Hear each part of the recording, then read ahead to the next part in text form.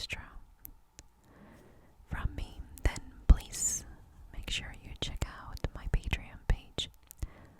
There are all kinds of weird stuff over there. Not only your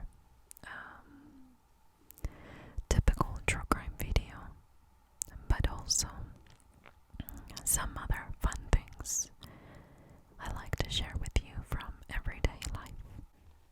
I also wanted to briefly mention that there is a new video on Patreon. It should have been uploaded on Saturday, but it barely made it there a few days ago.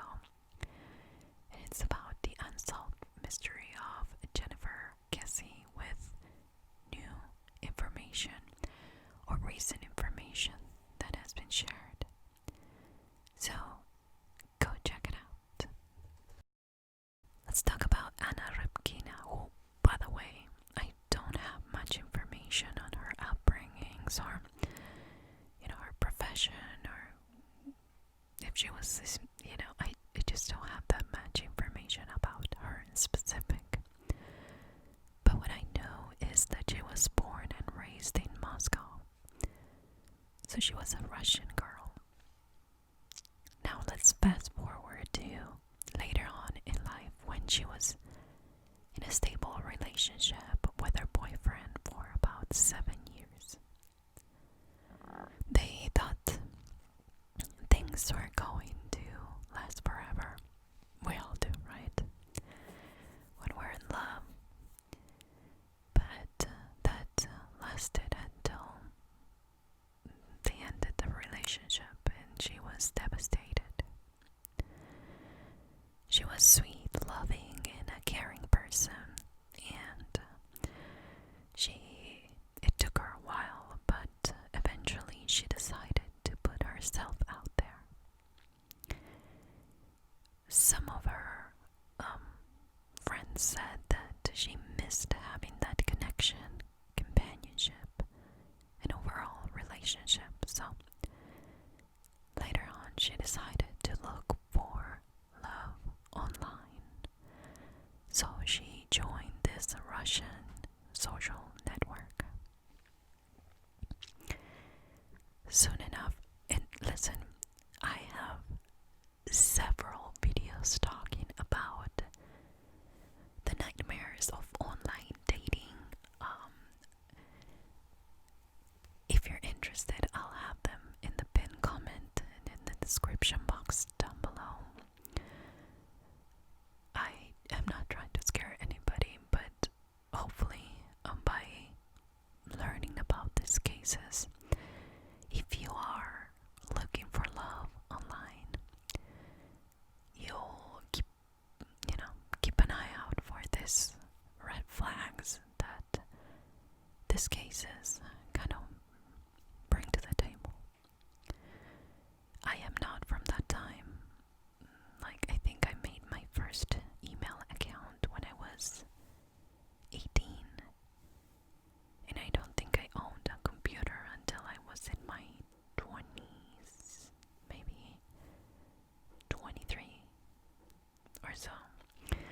So I am not from that time, and so I don't understand how things work. The swiping, kind of interesting.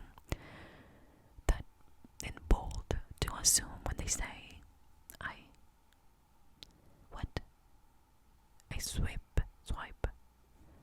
left or right. It's bold to assume that I know what that means, but that's beside the point. Anna found love, and she found her Prince Charming, which happened to be a neighbor of mine. Well, not really, but he was here in Oregon. His name was William Hargrove, and he was 26 years old. Will, let's call him Will. He was charming, and he was, he would send her flowers from the US. I mean, I'm assuming he would pay a Russian service to deliver them. It just doesn't make sense that he would send flowers from here. Correct me if I'm wrong, maybe you can do that, but he kept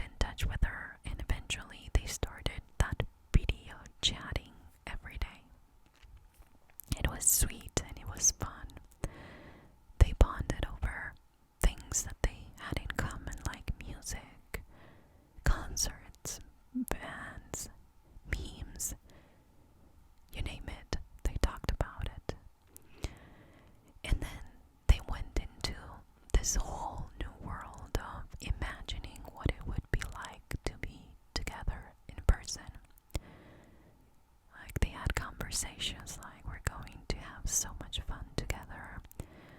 They were kind of daydreaming, I guess, very romantic. And there was this one message that I read where he was saying something like, you know, we're gonna be in the woods with the evergreen trees and snow on the ground in a tent. Okay. No, that's not a romantic scene for me. I'd be freezing to death, but apparently that was exactly what she wanted to hear. And Will, Prince Charming here, according to his friends, was a sweet talker, a likable guy, a jokester. So, by all accounts, he was fun, and he would find something. I mean, this guy clearly is a smart guy with the girls, because he would find something to bond over. Like, he had an ex-girlfriend that he would bond over cars. I mean, I guess you would say mechanic or something, and they would, he'd find something, you'd meet this guy and he'd find what you like and kind of explode that, I guess. Whether it was movies, music, you name it, he was a kind of a jack of all trades, I would say. And according to one of his closest friends, he was a chick magnet kind of guy because of his charisma. And he was a guy that was sweet enough to listen. And if you're a guy out there, I always say, just keep your mouth shut and listen, and you'll find a girlfriend soon enough. And according to his friends too, he wasn't a player. I mean, he was not into, that. So finally, on December 2016, Anna decided to come visit Oregon, and she spent a few weeks with Will. They were both very nervous. I can only imagine. Hopefully they were not catfishing, which is a term that I learned somewhat recently. But they were nervous about meeting each other, and at the same time they could barely wait. I can only imagine. But you made a mistake, and instead of flying to Portland, Oregon, which I have to drive there pretty soon, I'm not looking forward to the drive, but she flew to Portland, Maine, so the other side of the country. But she fixed it, and she eventually made it to Portland, Oregon. And they had their holiday romance, which reminds me of a Hallmark movie, She was traveling from here, and he was over there in this picture-perfect place. And Anna thought that it was like a movie too, and she took tons of pictures, and she shared it with everyone back home. She was happy. They both were happy. And after staying here for a couple of weeks, she loved the idea of staying here in Oregon. But she had to go back. So Will proposed to her before she left. And she went back home to Russia, where she was shopping for a dress, and she was basically sharing with everyone how happy she was to find this guy. But here comes the oops in this case. Will had a girlfriend. But wait, that's not the oops. She was married. Her name is Michelle Chavez, and she lived in Albany, Oregon, with her husband and 2 children. According to Michelle, in an interview that I saw of her, they slept in the same bed, but they were only roommates. Weird. I don't know. If I don't like my husband, number one, I wouldn't stay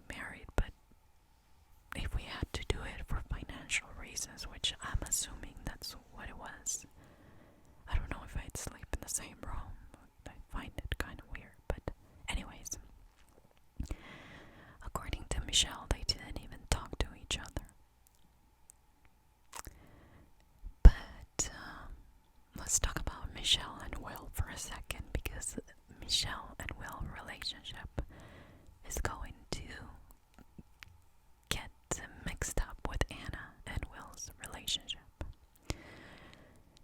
Michelle and Will met while she was working as a cab driver. She was usually waiting by this bar, and they would usually call around a certain time of the night. And one night, she met Will. Now, physically, maybe he's not that kind of guy that you're like wowed by him, but he had his own ways to make himself very noticeable and the kind of guy you want to hang out with.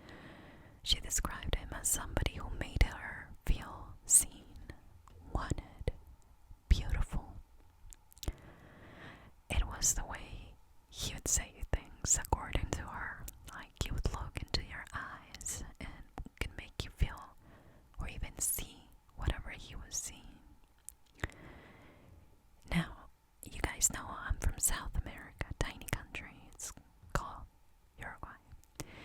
But Argentina is our closest neighbor, and they have a word for that kind of guy. They call it chamullero. I mean, this guy was a chamullo, which basically means a sweet talker in a deceptive way, because then we learned that he was lying about a lot of things. You know, you can fall in love with this guy without even looking at him. I mean, they have the gift, and they started a relationship, and this was way before Anna, okay? Remember, I'm kind of backtracking and telling you how he was seeing Anna, and at the same time, he was in a relationship with Michelle, who happened to be married and living with her husband. I'm not judging. The husband thing is gonna come back to us, okay? Soon enough, Michelle was renting a spare room to Will in the home that she shared with her husband. Again, this is still, you know, at the same year that they met. So we can follow a timeline. So Michelle gave Will her wedding ring as a promise that she'd leave her husband. But Will didn't buy it. I mean, he took the ring. Okay. Okay. But he didn't buy it. So he decided that he was going to look for some other girl. And that's how he got into the dating website.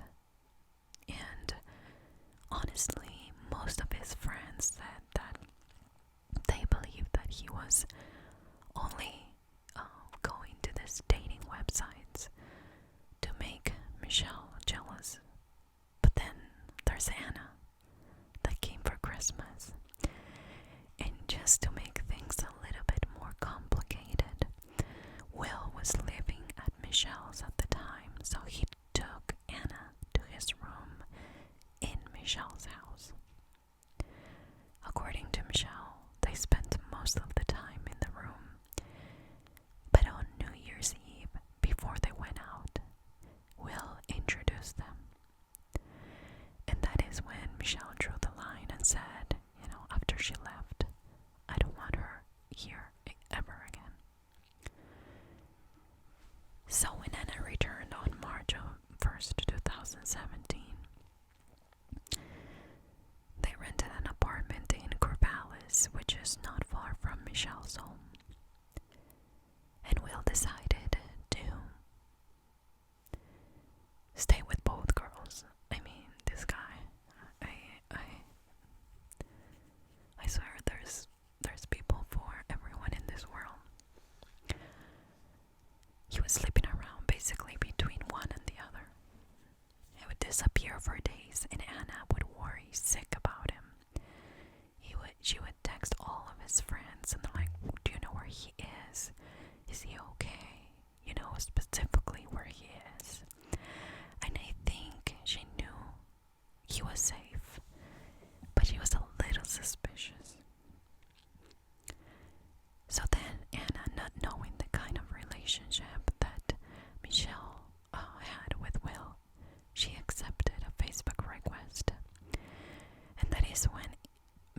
Michelle saw in one of Anna's pictures that she was wearing her wedding ring.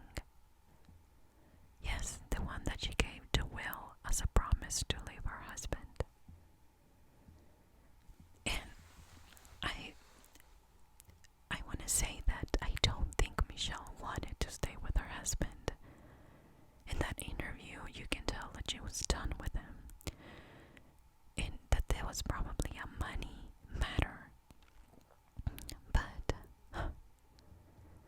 Will told Anna that the wedding ring was his grandmother's, when in fact it was Michelle's. So on March 22nd, Michelle sends her a message and explained that they were sharing the same guy. By then, Will told Anna that Michelle was a crazy old girlfriend and do not believe anything that she says, and basically to stay away from her. Michelle had no idea that they, were going to get married soon, but their wedding was going to be 3 days later. Anna was excited. She brought her dress from Russia. She had her ring, and they were gonna get married in the Oregon coast. So, on the way to their ceremony, they stop at Walmart. Anna stays in the car with her white dress, but he gets down and he went inside to shop for wedding bands. While he's shopping, he's talking to Michelle, who had no idea that he was going to get married that day. But when they get to the ceremony, the officiant doesn't show up. So he's on his phone, telling the witnesses that the officiant didn't make it and that they were going to have to reschedule. When actually he was calling a couple of video game stores to pretend that he was on the phone. Sick. The truth is that he never arranged for an officiant. He never got a marriage license, and he didn't set up the wedding. Then they decided that they were going to have to again reschedule. So on the way back home, they stopped at this McDonald's where there is footage of him and Anna in her wedding dress at the drive-thru, which comes back as being something important. It's not to say that, oh my goodness, she was wearing her wedding dress and she went to McDonald's. I've been to those kind of weddings. We had fun times, okay? Doesn't matter where you get married. If you're happy to be married, if you love your husband, your wife, you go eat whatever the heck you want.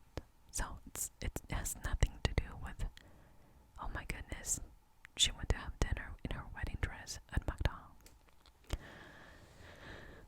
But when Will came back, Michelle gave him an ultimatum and said, pick one of us by April 19th. I assume that this Michelle girl really loved him. But I think it's the kind of thing that you have to respect yourself enough to say no, I guess.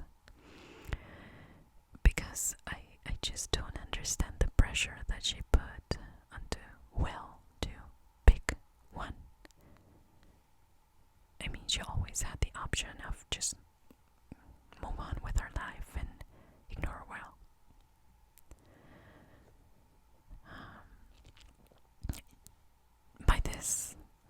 At this point, Michelle knew that they planned to get married, so she wanted to get rid of Anna. She told Will, I will end my marriage if you get rid of Anna. You send her back home or whatever. And Will even said that he tried to send Anna back to Russia, but that she didn't want to leave. So he gave her the idea that Anna was the kind of girl who wouldn't get a hint, and that she was the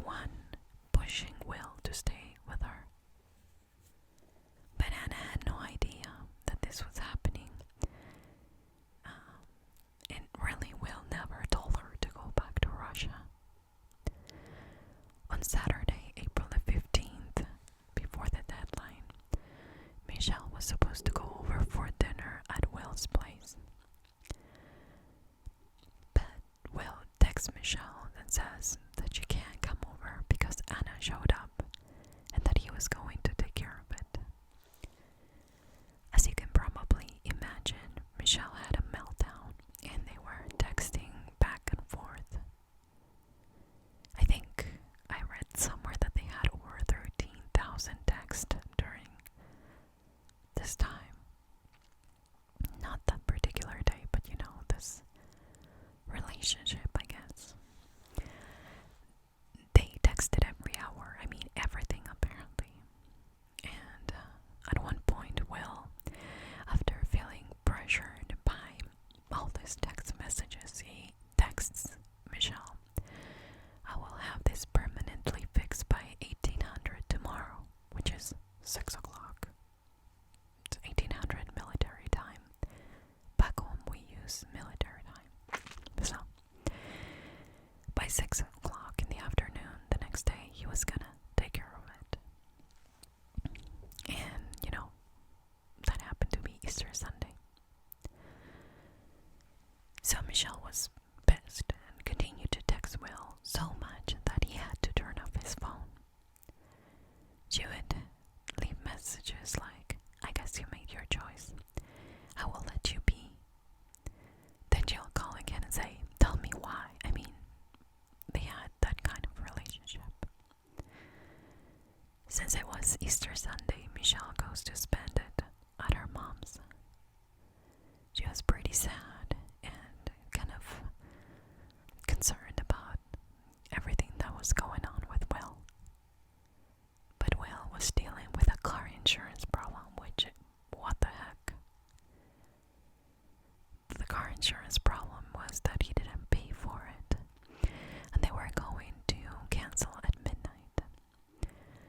There's even this conversation between him and the Progressive insurance people that say, you know, that he would lose his vehicle loan if he, you know, lost his insurance, and they would come and repossess it, the bank.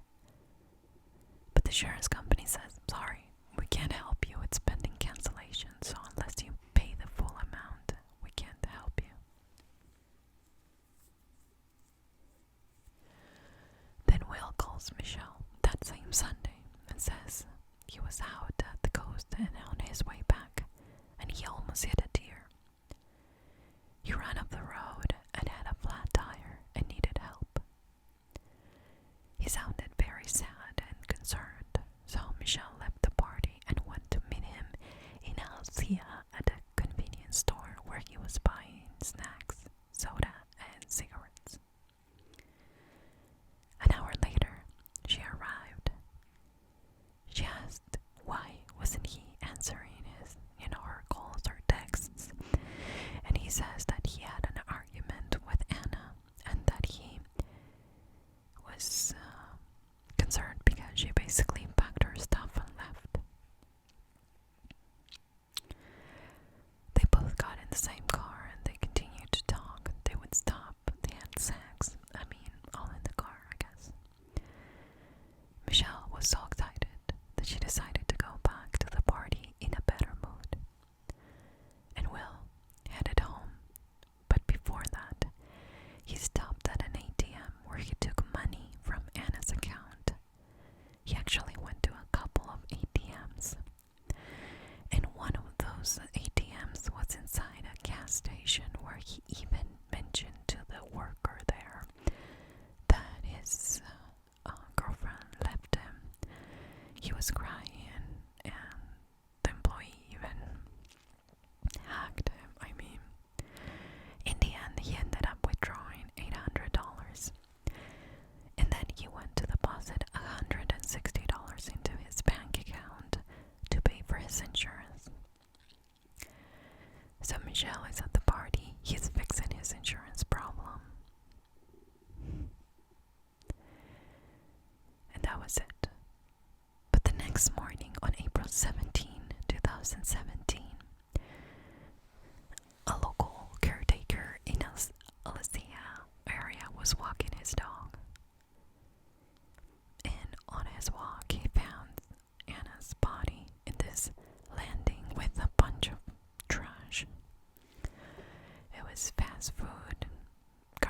cigarettes and many wrappers. This is a very remote area, and if you look at from the top in the map, I mean, you would think that she was dropped in the middle of nowhere, and this is a logging road, so it's the perfect spot to hide a body, I guess. Pretty hard to be found there. I guess all the logging roads here in rural Oregon are the same, because I have thought of that before, honestly. And when I go hiking near where I live, there's this long logging road near to my house, and that has the most beautiful trail, and I love it on a sunny, warm day. I don't like it later in the afternoon or when I'm alone, because it does give you the creeps. And it gets dark super early because of so many trees around, and I know, creepy thoughts, I get it, but all I'm trying to say is that he picked the perfect place, honestly, to drop a body. But it was not concealed, like he didn't or try to hide the body. At the time, Will was sending Anna a text and wondering where she was. And at the same time, he was looking up stuff online like, I need to learn about time travel. I need to correct a horrible mistake. In those forums, he said that he was asking this for his best friend. He said something like, on April 16th, my friend made a mistake, and I want to go back to keep him from losing the woman that should have been my wife. He even offered his soul in exchange, which gave me supernatural vibes all the way. Kind of I can imagine even like a Crowley scenario over there. He then tried to distract himself by buying stuff like Legos, candy, and video games. On Wednesday, April the 19th, investigators struck a lead with the trash that was around Anna's body. There was a KFC receipt from 3 days earlier. They tracked the sale, and it was paid with a credit card in the name of Kevin Thomas. And there was another purchase in cash. So they looked for this guy, Kevin. He said that he went with his brother to KFC on Friday, and that his brother's name is Will Hargrove. They were not really brothers, but they called each other brothers. They were good friends and kind of bar buddies. And at one point, Kevin mentions to the police that he let Will borrow his shotgun and that he haven't returned it. So the police goes to Michelle's house where he was staying at the time.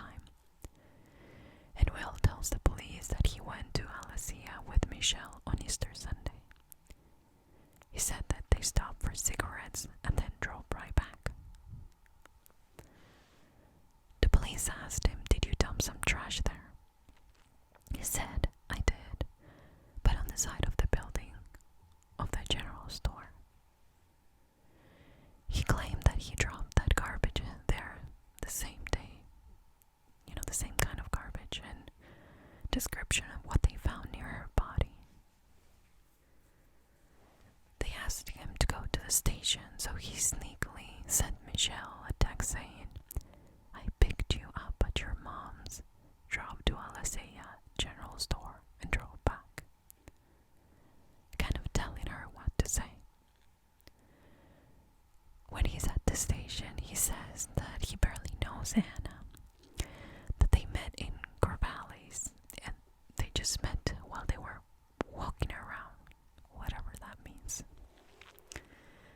He said that they went into 2 dates and that he called it off because Anna was psychotic and she was basically stalking him.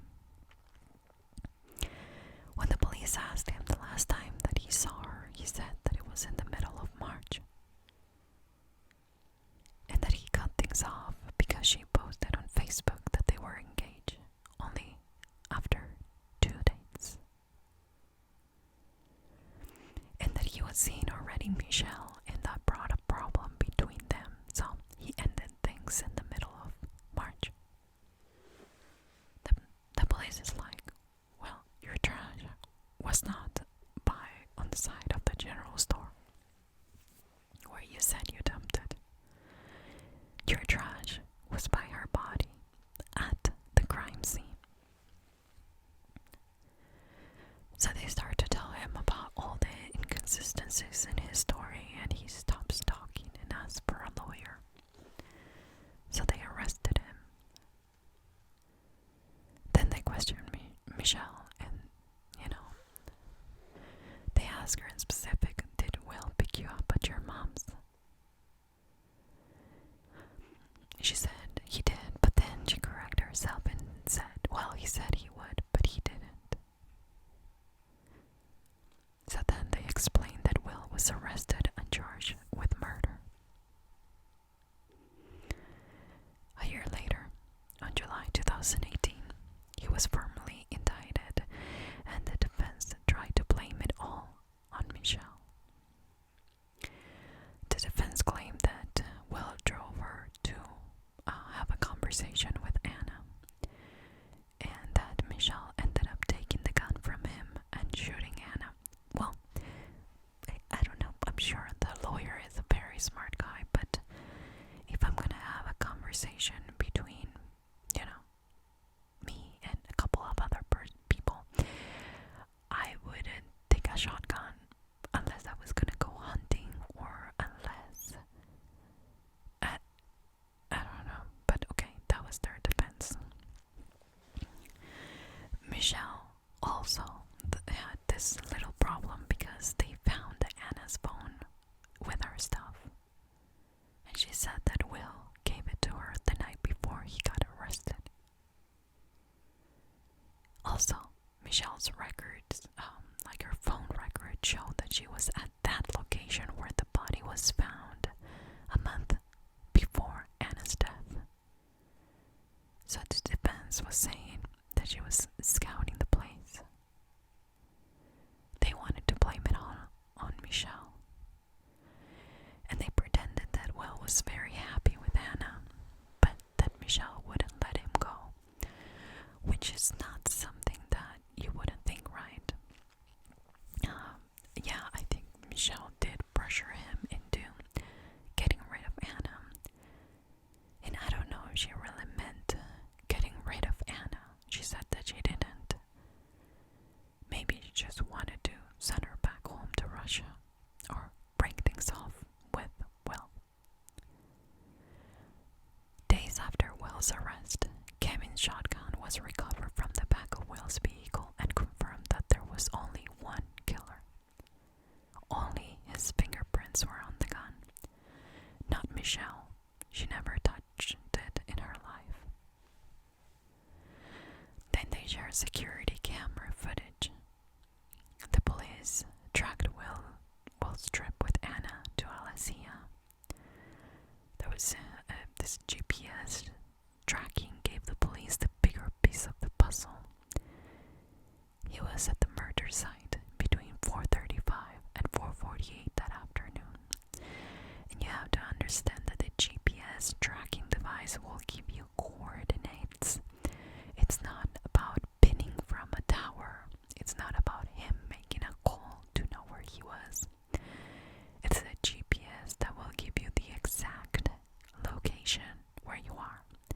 And it placed him between 4:35 and 4:48 p.m. where the body was. Then the call to Michelle, who was at her mom's house, and the footage from the convenience store that recorded as he was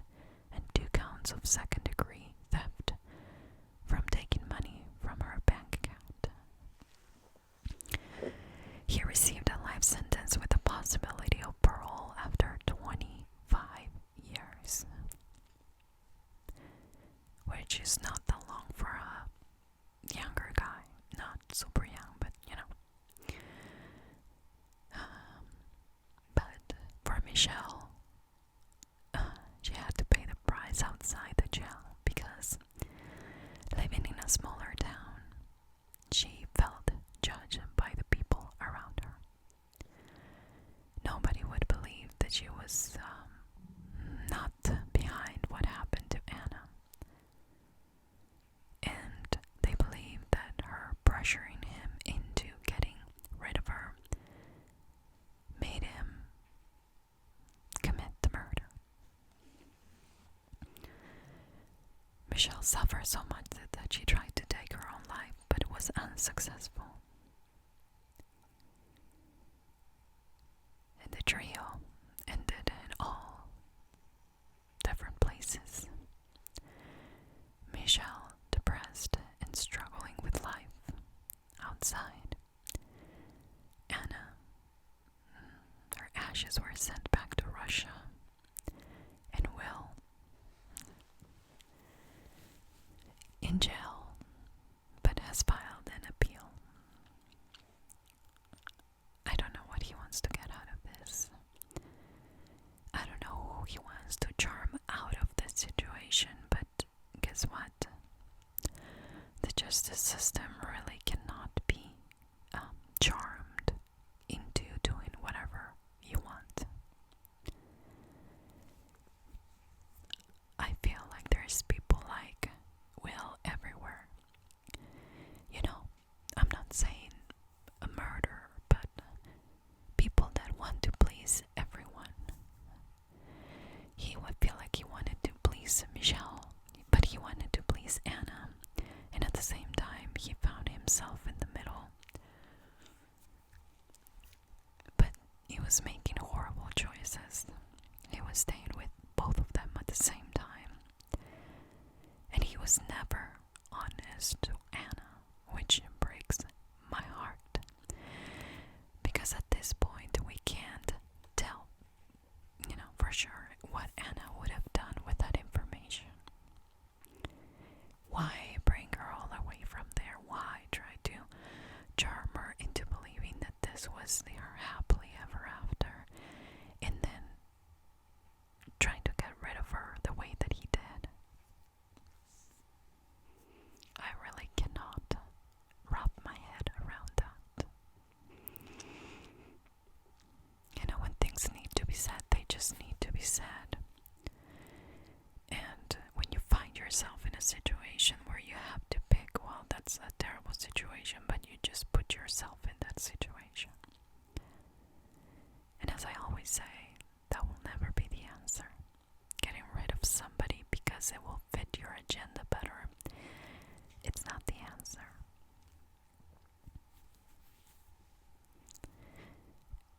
The answer is remove yourself from that situation in whatever way you feel you can do that. I wonder what Anna would have done with that information if she knew that he wanted to stay with Michelle.